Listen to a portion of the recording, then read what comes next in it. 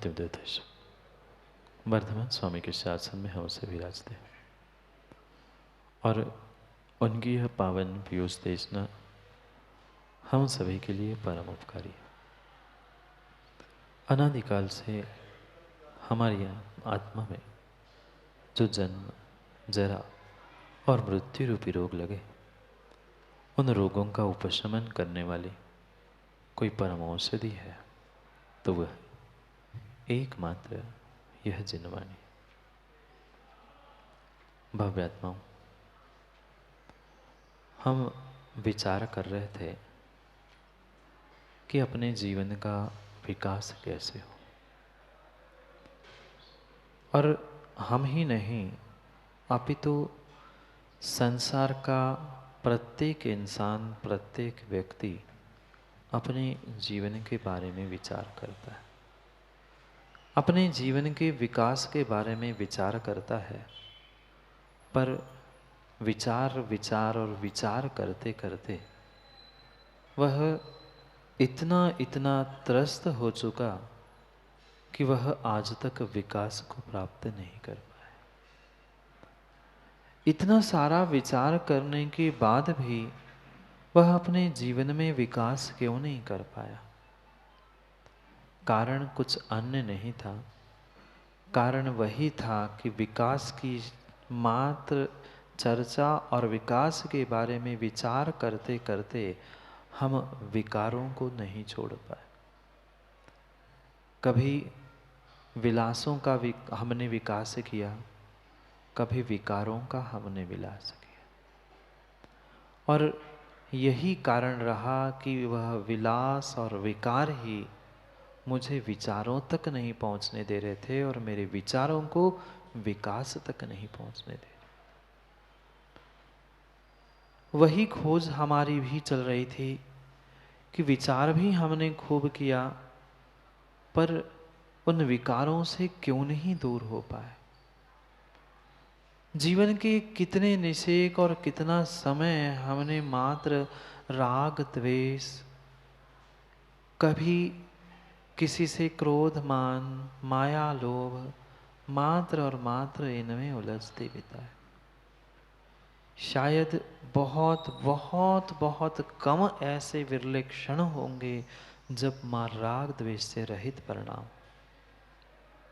विचार करना है अपना, अपने आप को, स्वयं का स्वयं से भान कर लेना, यही प्रतिमा का स्वरूप था। अपने भीतर के प्रतिमामान को झांक के देखना, बाहर के प्रतिमा के साथ साथ यही श्रावक की प्रतिमा थी और उन्हीं प्रतिमाओं का ही व्याख्यान हम समझ रहे थे। किस प्रकार से आज तक हमने प्रभु की भक्ति की, भजन किया, पर उस भजन में भी, पूजा में भी, अभिषेक में भी हम अपने विकारों को, कसायों को नहीं छोड़ पाए।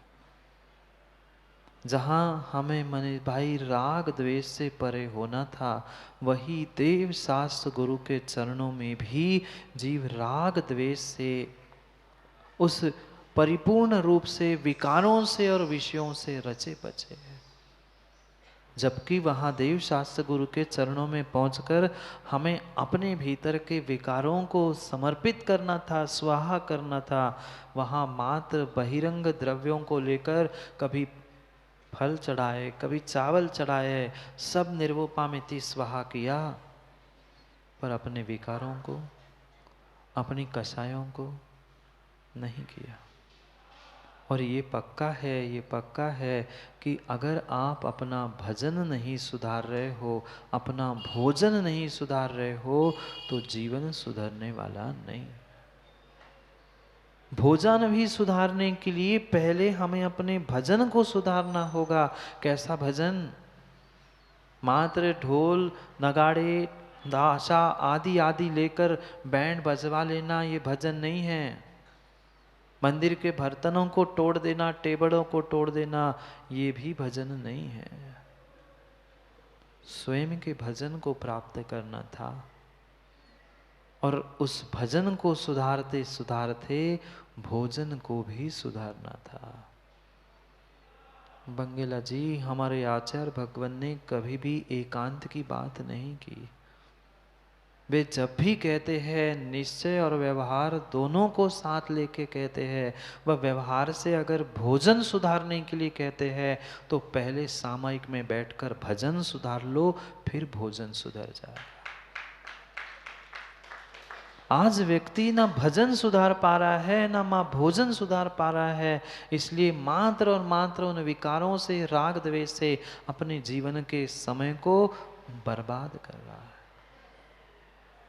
बर्बाद ही कर रहा है। धन की तो बर्बादी संजीव भाई तुरंत समझ में आती है, पर समय की बर्बादी जीव को क्यों नहीं समझ में आती। कितना कितना समय हमने भगवान के भजन करने में बिताया और कितना समय हमने मात्र और मात्र उस धन संपत्ति के भजन में बिताया। भजन तो किया पर भगवान का और भगवान आत्मा का नहीं किया, बाह्य परिग्रह का भजन करते रहे। उसको कैसे प्राप्त करो, इसको कैसे समझाओ, इसको कैसे भगा दो, आदि सब कुछ चिंतन करते रहे, पर स्वयं का चिंतन स्वयं नहीं कर पाए।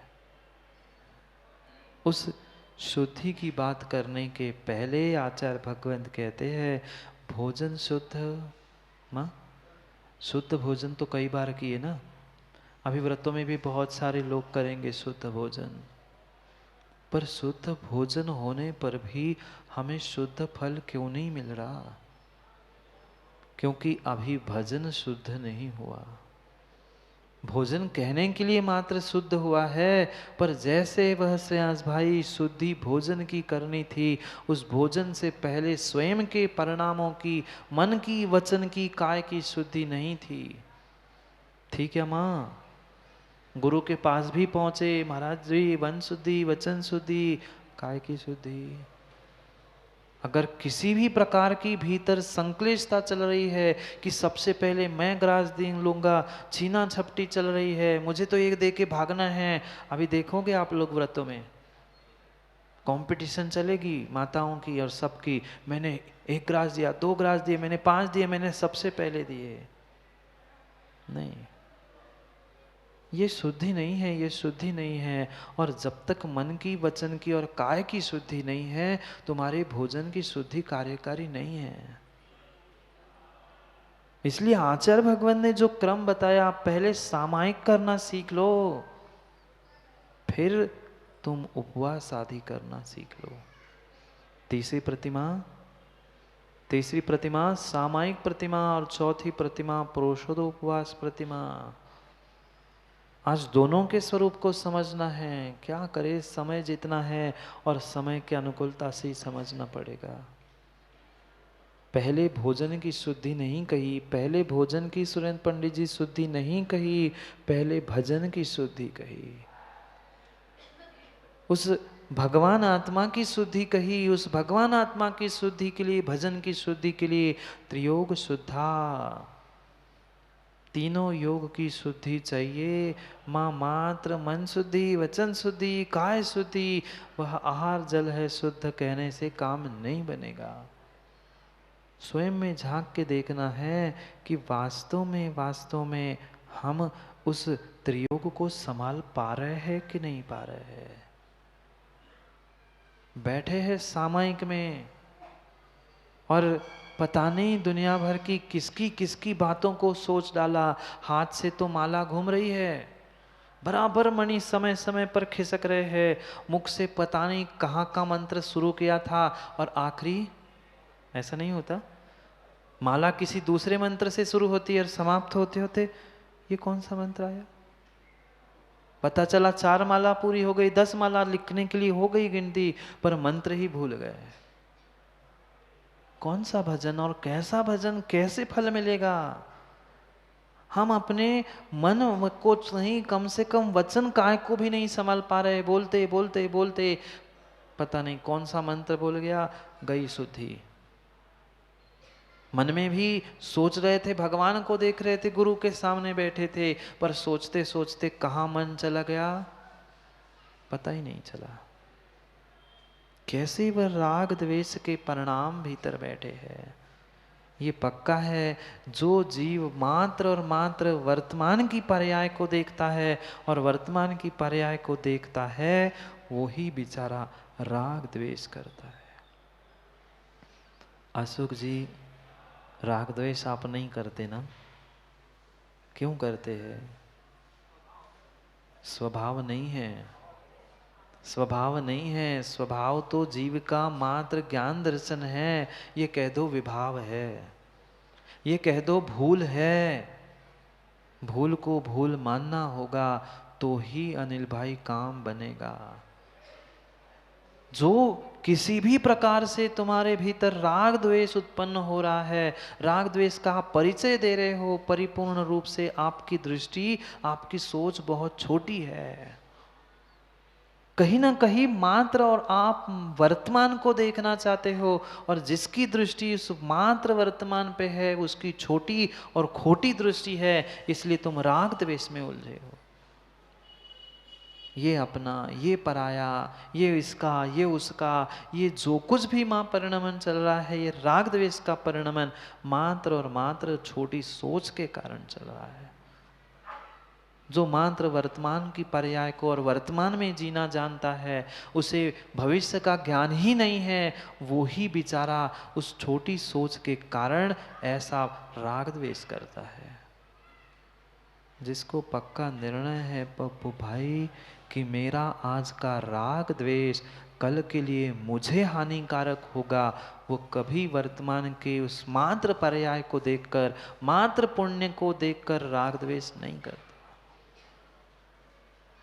पल में अपने स्वार्थ की पुष्टि हुई, माँ वहाँ पर राग टपकता है, और जहाँ स्वार्थ की पुष्टि नहीं हुई वहाँ द्वेष प्रारंभ हो जाता है।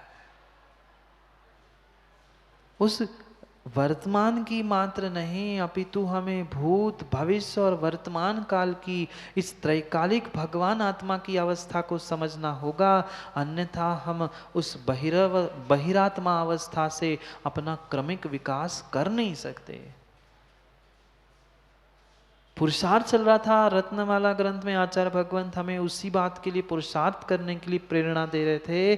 कम से कम अनादि काल से बहिरात्मा बने हो, मिथ्यात्व के साथ रचे पचे हो, असंयम अव्रतों के साथ जी रहे हो, अब थोड़ा सा ऊपर उठ जाओ। उस बहिरात्मा बने से अपनी अंतरात्मा अवस्था को प्रकट कर लो, और अंतरात्मा अवस्था का भान और परमात्मा अवस्था का भान हो जाएगा तो तू भी उस बहिरात्मा पने से उठ सकता है। उठ जाओ ना। उठ गए संजीव भाई? वो तो महाराज जी सुबह ही उठते हैं, वो तो बेड से कई बार अजीत भाई उठ गए, पर इस मिथ्यात्व से, मोह से, राग द्वेष से थोड़े से ऊपर उठ जाओ ना। राग द्वेष नहीं हट रहा है, राग द्वेष नहीं हट रहा है तो किस बिना पर कह दे कि आप अंतरात्मा हो सुरेंद्र पंडित जी? क्योंकि राग द्वेष जो कार्य दिख रहा है उसके पीछे का कारण मोह भीतर बैठा है। मोह बैठा है इसलिए राग द्वेष है, और राग द्वेष है इसलिए अभी तुम बहिरात्मा ही हो, अंतरात्मा नहीं बने। जिसने निर्णय कर लिया है कि मैं त्रैकालिक उस अवस्था में शुद्ध द्रव्य को ग्रहण करने वाला, भले ही वर्तमान में विवाह पर्याय में हूं, पर अगर मैं निर्णय नहीं करूंगा तो अनादि के दुखों को छोड़ नहीं पाऊंगा। मैं ही बहिरात्मा था, मैं ही अंतरात्मा बना हूं, और मुझे ही परमात्मा बनना है। ये निर्णय जिसके पास होता है वो ही सामायिक करते हुए प्रतिमाधारी बन सकता है। मैंने कल किए हुए पाप आज मुझे दुख दे रहे हैं, आज कष्ट में डाल रहे हैं, तो आज मैं नहीं संभल पाऊंगा तो भानु कल कौन तुम्हें बचाने आएगा? गुरु और भगवान बचाने नहीं आएंगे, बताने आ सकते हैं पर बचाने कोई नहीं आएगा। बताने भी गुरु आएंगे, पंचम काल में भगवान भी बताने नहीं आएंगे। क्या करे? हमें स्वयं को बचना है तो हमें स्वयं को कभी ना कभी सामायिक में डुबकी लगानी होगी। उस सामायिक को, समता परिणामों को प्राप्त करना होगा। जो पर वस्तु से, पर व्यक्ति से ममत्व हमारा अटका था, ये मेरा, वो तेरा, ये जो कुछ भी राग द्वेष रूपी ममत्व था, उस ममत्व को छोड़कर निर्ममत्व को प्राप्त करते हुए समत्व में लीन हो जाना, यही सामायिक थी। यही सामायिक थी। जो पर वस्तु के प्रति हमारी उदासीनता थी, उसके प्रति जो उपेक्षा थी, वास्तव में वही हमारे लिए सामायिक थी। पर उदासीनता का मतलब अनिल भाई ये नहीं है कि तुम मुंह लटका के बैठ जाओ। हाँ, ऐसे भी जीव हो गए, ऐसे भी त्यागी व्रती हो गए कि अब प्रतिमा ले ली, वह रिश्तेदार कोई पहचान के आ गए तो उनसे तो बतिया रहे हैं, और कोई दूर दराज से कोई जो जिसको पहचानते नहीं है, जानते नहीं है, बैठ गए हाथ जोड़ के, हाथ पे हाथ रख के सामायिक कर रहे त्यागी जी। भाई ऐसी उदासीनता नहीं, ऐसी उपेक्षा नहीं, किसी एक की उपेक्षा और किसी एक को घंटों बात कर लेना, ये राग द्वेष परिणति है, ये तुम्हारी प्रतिमा का स्वरूप नहीं है। नहीं है, ये तुम्हारे स्वार्थ की पुष्टि है। स्वार्थ की पुष्टि के पीछे तुम राग द्वेष कर रहे हो, ये सामायिक नहीं है। जितनी पर वस्तु है, पर द्रव्य है, पर पदार्थ, पर व्यक्ति है, उनके प्रति, सबके प्रति समत्व, समता परिणाम रखना, ये सामायिक है। उपेक्षा या उदासीनता का मतलब किंचित भी मुंह लटकाकर बैठ जाना नहीं है।